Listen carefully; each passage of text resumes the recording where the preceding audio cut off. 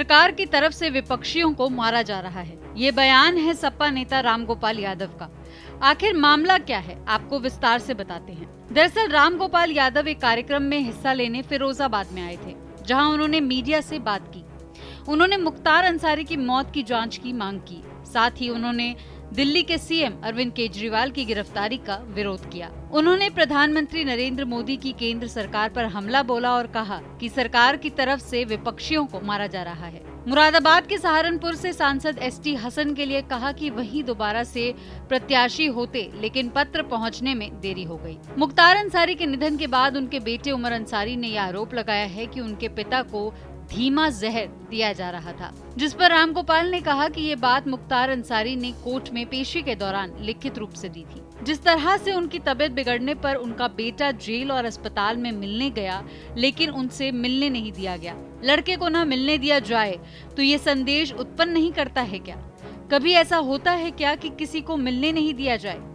ये अजीब स्थिति है। लोगों को डर लगने लगा है कि जेल में जाकर किसी भी विरोधी को मारा जा सकता है। ये बताइए, उनकी मृत्यु के बाद पूर्वी उत्तर प्रदेश में सब जगह धारा 144 लागू की गई। फ्लैग मार्च हो रहा है। गवर्नमेंट के सामान्य मौत पर कभी जनता में आक्रोश होता है क्या? अगर आक्रोश है और सरकार महसूस कर रही है तो सरकार के अंदर डर है। इसीलिए तो सारी तैयारियां की जा रही हैं। सामान्य डेथ होती तो कहां कोई सड़क पर निकलता है। रामगोपाल यादव ने की सरकार से ये मांग। रामगोपाल यादव ने कहा कि मुख्तार अंसारी अपनी हेल्थ को लेकर लिख कर दिया हुआ था। जब लिख कर दिया था तो उसकी जांच होनी चाहिए। हमने भी कहा है कि क्या गवर्नमेंट मुख्तार अंसारी ने जो एप्लीकेशन दी थी उस पर कोई जांच बैठाएगी? मौत हो गई, अब तो सारे लोग जानते हैं कि इसके पीछे क्या साजिश है।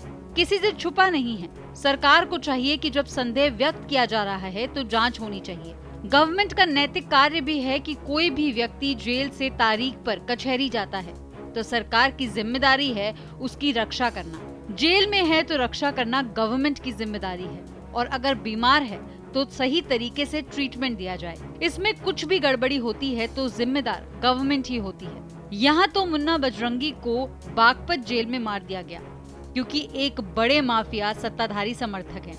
उनका उसमें हाथ था, उसमें कोई जांच नहीं हुई। अतीक अहमद को सरेआम पुलिस कस्टडी में मार दिया गया। दुनिया में कहीं ऐसा नहीं देखा गया। लोगों के मन में बहुत ज्यादा संदेह है।